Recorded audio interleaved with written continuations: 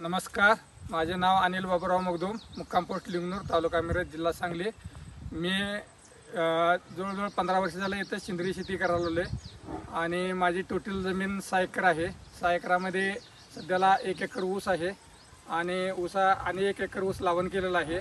भाजीपाला सध्याला मिरची, भेंडी, दोडका, गवारी हे सध्याला चालू आहे आणि याची विक्री आत्मा या भागातर्फे मला बापटमळ्यात स्टॉल मिळाला आहे। त्या स्टॉलवर याची सेंद्रिय माल म्हणून तिथे विक्री होती आहे। बापटमळ्यात बुधवार आणि शनिवारी तिथं 2 दिवस मी विक्रीला असतोय, स्वतः तिथं विक्री करतोय। त्याच्यानंतर आमची स्वतःची जनावरं पण आहेत, त्यामध्ये देशी गाई आहे, गिर गाई आहे, त्याच्यानंतर म्हैसा देखील आहेत।